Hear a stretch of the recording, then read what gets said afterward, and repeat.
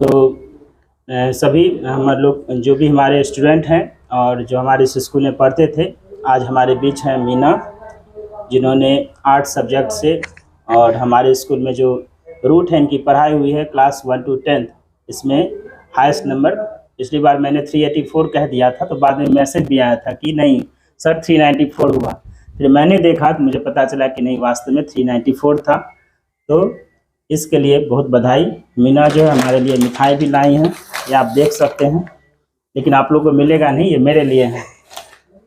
चलिए तो शुरू करते हैं कि मीना से पहला प्रश्न कि जब आपको ये खुशी कहाँ से मिली, सबसे पहले कहाँ पता चला कि आप फर्स्ट किए? खुद रिजल्ट चेक करने गए थे या मम्मी या पापा?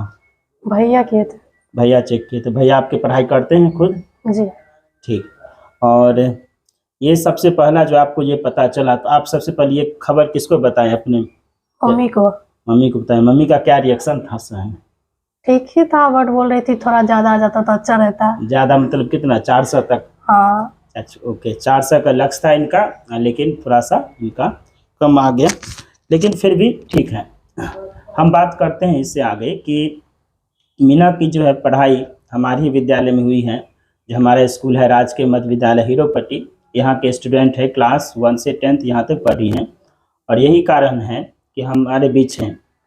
और रूट जो है इसका जो बेस है हम लोग तैयार किए थे, और बेस के कारण जो है ये भी एक नया लाभ मिला है। हम बात करते हैं आगे कि घर पे जो है किस तरह का इनका तैयारी था, और घर से बाहर एक तैयारी। दो तरह के स्टूडेंट में एक बात होती है कि घर के अंदर क्या तैयारी चल रही है और घर के बाहर क्या तैयारी चल रही है। हम दोनों पूछेंगे मैंने आपसे कि घर के अंदर आपकी किस तरह की तैयारी थी इस अच्छे मार्क्स के लिए?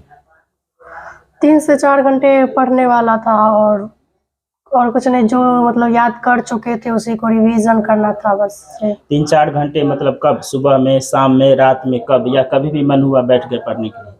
कभी भी, मतलब जब भी टाइम मिलता था तो आमतौर पर जैसे कि एक स्टूडेंट का लाइफ जो बड़ा व्यस्त रहता है, एक तरफ तो घर के परिवार वगैरह रहते हैं, तो उस समय रहता है घर का घरेलू काम भी रहता है, लेडीज लोग होकर के बालिका सबको, वैसे बालक को भी काम रहता है खेतों पे, या जो भी जिनका जो लाइफ है, तो वो घर का भी काम। कई लोग की पढ़ाई की इस तरह शुरुआत होती है कि वो क्या कहते हैं कि पूरा घर का कोई काम हम नहीं करेंगे और बैठ गए सिर्फ पढ़ने के लिए घर का कोई काम। तो क्या उस समय में आप कैसे बैलेंस बनाते थे कि घर का काम, मम्मी भी खुश, भैया भी खुश, और हम अपना पढ़ाई भी करें? उसको कैसे एडजस्ट करते थे? सभी काम करते थे, मतलब जो मम्मी बोलती थी वो भी, जो घर में होता था वो सब काम करके उसके बाद जो टाइम बचता था वो अपने पढ़ाई पे देते थे। ठीक है। आज के जो बालक बालिका समय सुन लीजिए ध्यान से, इस चीज़ को बहुत अच्छा पॉइंट है कि जैसे ही पढ़ाई शुरू होता है तो मम्मी मैं पढ़ रही हूँ, मैं काम करूँगी ही नहीं, मैं मुझे तो पढ़ना है। इसको एक बहाना, एक हथियार की तरह इस्तेमाल किया जाता है कि पढ़ाई कर रहे हैं तो हम कुछ नहीं काम कर रहे हैं, हम हो गए सबसे बड़े राजा महारानी विक्टोरिया, कुछ नहीं कर सकते। लेकिन ऐसी बात नहीं है, घर के काम को करके भी पढ़ाई किया जा सकता है। अपने जो हमारे आसपास हैं उन सब को भी यह सो सही से किया जा सकता है। इसके अलावा दूसरी बात यह है कि घर के काम को तो किए ही, और पढ़ने का अवर भी आपका था। तो एक पढ़ना हुआ कि कई लोग क्या करते हैं, नोट्स बनाते हैं, कई लोग बिना नोट्स बनाए ही उसको पढ़ाई करते हैं। तो क्या आपने नोट्स भी बनाया था? हाँ, नोट्स बनाए थे। नोट्स अपने हाथों से या किसी सर ने दिया था या फिर कहीं से आपने डाउनलोड किया था? ऐसा हैंड रिटन खुद का या किसी और का यूज किया था? नहीं सर, खुद से लिखे थे। खुद से लिखे थे। और आपको बता दें कि हमारे विद्यालय में भी जो है हम लोग जो जब ये पढ़ती थी, और अभी भी ये सिलसिला चालू है, जब 2015 में हम आए थे तो किसी तरह का कोई चेक चाक होता नहीं था। तो जब हम आए, हमारा सब्जेक्ट था मैथ साइंस का, तो मैंने लगातार सभी बच्चों का फेयर कॉपी चेक किया, और सभी बच्चे ने फेयर चेक किया, लिखने का एक अभ्यास बना सबको। फिर मेरे बाद जो है जब 2015-16 इस तरह सिलसिला चला, तो फिर उसको देखा देखी बाकी फिर कोचिंग वगैरह की फेयर वगैरह करने लगे, जो कि बाकी बच्चे बताते हैं। तो क्या पहले से जो 6, 7, 8 में फेयर कॉपी हम लोग किए थे, जो प्रैक्टिस हुआ था हमें, क्या उसका लाभ मिला आपको? हाँ सर, उससे मिला, मतलब आंसर खुद से बनाना आ गया। उसके बाद पहले नहीं आता था, बट 6, 7 में बनाते थे, तो उसके बाद आ गया बनाने। ओके। राइटिंग का जो प्रैक्टिस होता है, मान लीजिए कई विद्यार्थी यह सोचते हैं कि खूब रीडिंग कर लें हैं और एकदम फाइनल एग्जाम में जाकर ही लिखना है, ठीक है। और एक दूसरा ये रहता है कि पहले से आप फेयर करते जा रहे हैं, तो राइटिंग का प्रैक्टिस हो जाता है। तो इन दोनों में क्या डिफरेंस है, वो कौन सा तरीका बेहतर होता है आपकी नज़र में? सर और लगातार लिखना ही रहता है तो अच्छा रहता है, उससे स्पीड बना रहता है तो एग्जाम में टाइम बचता है। और हम तो दो रोज आधा घंटा 1 घंटा लिखते थे सर। ओके, तो आज के जो हमारे स्टूडेंट सब हैं, कुछ नए ढंग से पढ़ाई करने वाले, उनका यह मानना होता है कि सर फेयर कॉपी लेके क्या करना है, फेयर कॉपी से क्या होता है, फेयर कॉपी से कोई परीक्षा थोड़ी है हमको नंबर मिल जाएगा, तो वो भागते रहते हैं। हम वैसे देखा जाए तो अभी के समय में हमारे विद्यालय में 90% स्टूडेंट जो है फेयर कॉपी जमा करते लिखते हैं बहुत अच्छी तरह से, जिसका मुझे इतना अंदाज़ा नहीं था कि हमारे सरकारी स्कूल के भी बच्चे भी इतना अच्छा पढ़ाई कर सकते हैं। और उसका लाभ मिलता भी है, ऐसा नहीं, उसका लाभ मिलता है राइटिंग स्पीड में, कैसे आप लिखते हैं और किस तरह से आपका अप्रोच होता है। राइटिंग तो बनता ही है, क्योंकि जब एग्ज़ाम में आप अच्छा लिखते हैं तो राइटिंग बेहतर होना चाहिए ताकि आपका ज़्यादा से ज़्यादा नंबर आ सके। राइटिंग पे क्या आपने ध्यान दिया, राइटिंग पहले से उसको ध्यान सुधरा या उसी तरह राइटिंग था, या आपने उस पर कुछ विशेष काम किया, या फिर जैसे राइटिंग चल रहा है कोई बात नहीं, इस पर ध्यान ही नहीं दिया? नहीं सर, एग्जाम में मतलब दिए थे पॉइंट्स बनाना पे ज़्यादा ध्यान दिए, पॉइंट्स को हाईलाइट करना, पॉइंट्स बनाना, ये सब पे ज़्यादा ध्यान दिए थे। अच्छा, उसके लिए ब्लैक पेन यूज किया था या फिर वो marker? Black pen. Black pen से अंडरलाइन किया था, फिर वो ब्लैक से लिख दिए थे? ब्लैक से लिख के उसको नीचे में ब्लू पेन से अंडरलाइन करके उसके बाद लिखे।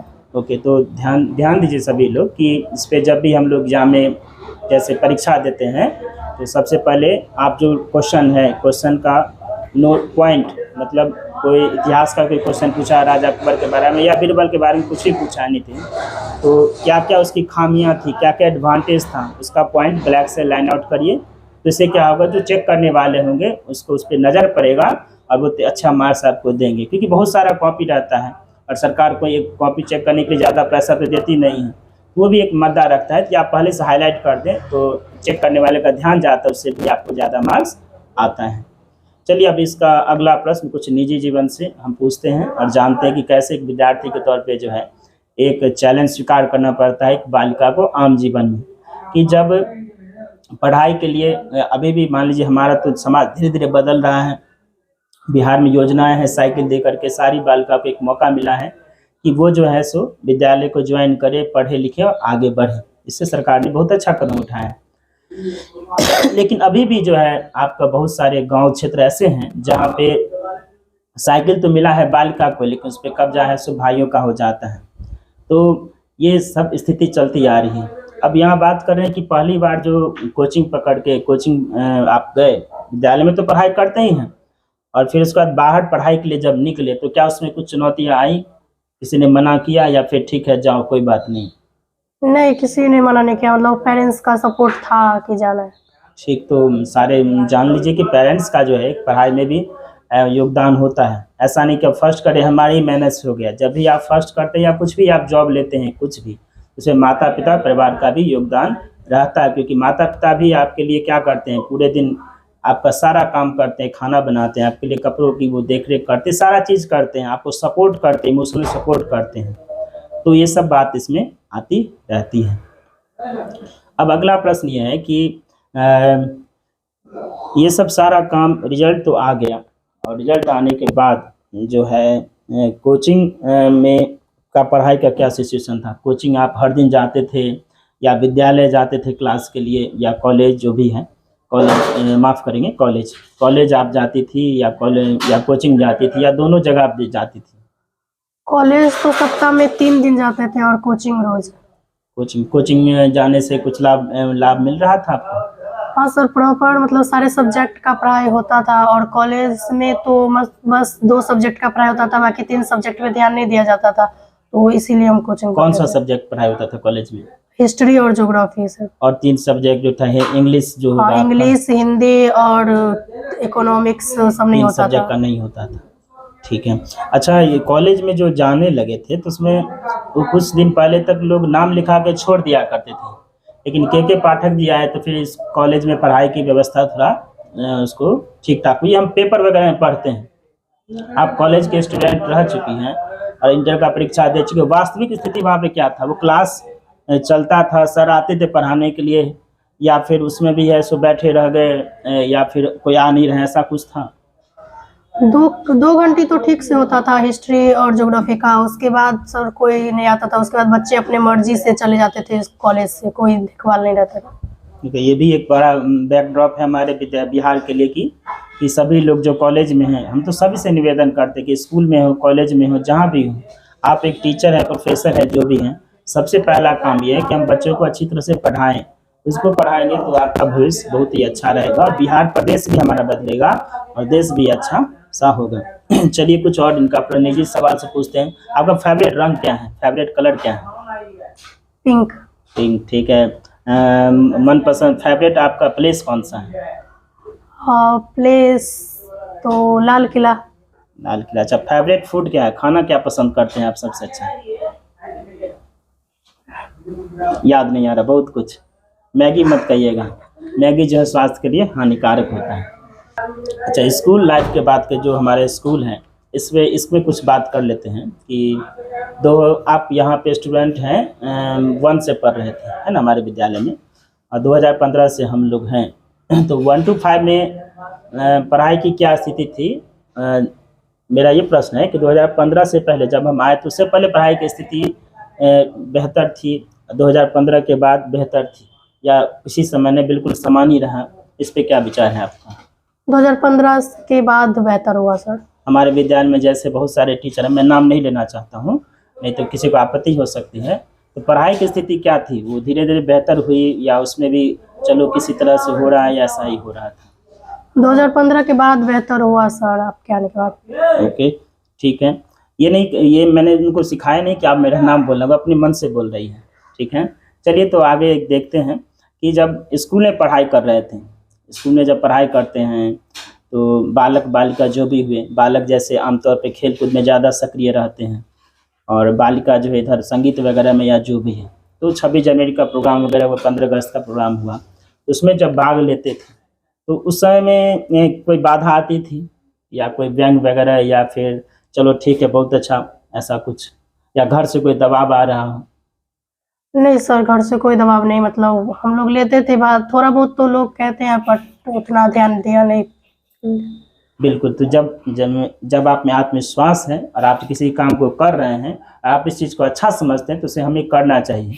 लोग वैसे ही कहते रहते, उस पर हमें ध्यान नहीं देना चाहिए। हमें पूरा यकीन है, हम दूसरे को सफाई देने में अपना समय क्यों बर्बाद करें, हम अपने आप को बेहतर करें, और उसी का रिजल्ट है जो आज हमारे बीच में इतने अच्छे मार्क्स लेकर के हमारे बीच हैं। हमारे जो और भी स्टूडेंट जो भी हैं, उस चीज़ को ध्यान दीजिए कि आपको अगर कोई चीज़ अच्छा लग रहा है, आर्ट है, क्षेत्र है, पढ़ाई है, खेल कूद, हमें हर एक चीज़ में भाग लेना चाहिए और एक तरफा नहीं हो जाना चाहिए। पढ़ते पढ़ते किताबी कीड़ा होना भी गलत है और खेलते खेलते बिल्कुल पढ़ाई छोड़ना भी गलत है, और संगीत वगैरह आर्ट में इतना चलेगा कि फिर उधर से भी आप कट गए हैं, वो भी गलत है। यानी हमें बैलेंस बना करके सब कुछ सीखने की ज़रूरत है और आगे बढ़ने की ज़रूरत है।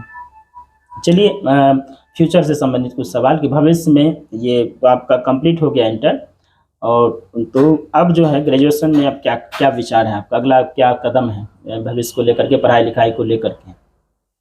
आर्ट्स को ही कंटिन्यू रखना है सर। आर्ट्स में कौन सा सब्जेक्ट?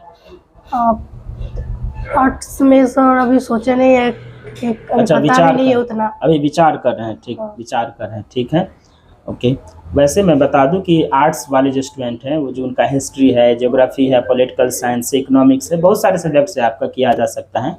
और सबसे बेहतर जो है हमारे नज़र में समझ में आता है, कोई लैंग्वेज से अगर ग्रेजुएशन कर लिया जाए, हिंदी है, इंग्लिश है, अगर इंग्लिश पे कमांड है, या उर्दू वाले बच्चे उर्दू से ग्रेजुएशन कर लें, तो आपका आने वाले समय में ज़्यादा बेनिफिट हो, क्योंकि आर्ट वाले क्षेत्र में बहुत ज़्यादा भीड़ रहता है और भीड़ होने के कारण जो है आपका ज़्यादा कंपटीशन फेस करना पड़ता है। लैंग्वेज में थोड़ा सा कम है, जो ये फैक्ट बात हम लोग भी देखते हैं वो। तो लैंग्वेज लेकर के भी आर्ट के स्टूडेंट पढ़ सकते हैं, चाहे जो भी हो, या आर्ट के सब्जेक्ट को कंटिन्यू किया जा सकता है। पढ़ाई यहाँ करेंगे कि बाहर जाएंगे? घर से ही पढ़ाई करेंगे, ठीक है। तो चलिए आखिरी सवाल पे आते हैं कि भविष्य का क्या प्लान है? ग्रेजुएशन तो आप कर लेंगे कोई सब्जेक्ट लेकर के, ग्रेजुएशन के साथ कुछ कंपटीशन का भी तैयारी करेंगे या फिर सिंपल ग्रेजुएशन करेंगे आप? अभी उतना नहीं सोच पाए? अच्छा, वैसे हालांकि जो है, जो बच्चे और गार्जियन थोड़ा एक्टिव रहते हैं, तो इंटर के बाद ग्रेजुएशन तो मान लीजिए नॉर्मली है, एक गाइड पढ़ के भी आप पास कर सकते हैं। बिहार की वास्तविक स्थिति है, या अन्य देश की, पूरे भारत देश की वही बात है, गाइड पढ़ के आप आराम से दे सकते हैं। लेकिन वहीं पर जो आपका लक्ष्य होता है कि जनरल कंपटीशन का तैयारी करना, बैंक में जाना, बहुत सारा जनरल कंपटीशन है, तो हमारा ये सुझाव रहेगा कि आप जनरल कंपटीशन का भी तैयारी करें। और जो बाकी बच्चे भी हैं इंटर पास करके जैसे नाम लिखाने वाले, उसी पर डिपेंड पूरी तरह से नहीं रह जाएं, बल्कि कुछ ना कुछ कंपटीशन का भी तैयारी। कंपटीशन में बस तो 3 चीज़ हैं, जीके, जीएस, रीजनिंग आप पढ़िए, और जो आपका 1 to 10 और 12 तक का सब्जेक्ट जो है उसको आप थोड़ा सा ध्यान से देखिए, यही जनरल कंपटीशन है। और जनरल कंपटीशन तैयारी में कोई ज़रूरी नहीं है कि बड़ा सा कोचिंग पकड़ने की जरूरत नहीं। जो आप क्लास 6 से लेकर के 12 तक बुक पढ़े हैं, math, science, SST, English, Hindi, उसको पढ़ लिया जाए तो आप किसी न किसी जनरल कंपटीशन को आसानी से निकाल सकते हैं। तो भविष्य में जो है आपका हम कामना करेंगे कि हमारी मीना जो है, जिस तरह से 10th में फर्स्ट डिवीज़न थी। 10th में कितना मार्क्स था आपका? फर्स्ट डिवीज़न था आपका 402। तो 10th में भी इनका बहुत अच्छा स्कोर था। और हमारे जब विद्यालय में थी क्लास 6, 7, 8, तो वहाँ भी हमेशा टॉप ही की, फर्स्ट डिवीज़न था। 6 में, 7 में, 8 में, 9 तक उनका टॉप का पोजीशन बना, और 10 में भी कंटिन्यू रहा 402। और ये इंटर में भी इनका भी टॉप का रैंक है। 400 जो रैंक प्लस है उसमें 6 नंबर कम आ गया, लेकिन हमेशा बचपन से ही वो फर्स्ट डिवीज़न करते ही आ रहे हैं। और हम आशा करेंगे कि ग्रेजुएशन में भी पूरा जो है सो जिला टॉपर बने, पूरा स्टेट टॉपर बने, और आगे जा कर के जो पढ़ाई वो कंटिन्यू करें। और इस तरह से हमारी शुभकामनाएं आपके साथ हैं, और हमारे बच्चे आगे बढ़ें, यही शुभकामनाएं हैं। तो हम जिला टॉपर बने, पूरा स्टेट टॉपर बने, और आगे जा कर के जो पढ़ाई वो कंटिन्यू करें। और इस तरह से हमारी शुभकामनाएं आपके साथ हैं, और हमारे बच्चे आगे बढ़ें, यही शुभकामनाएं हैं। तो हम ख़त्म करते हैं। धन्यवाद।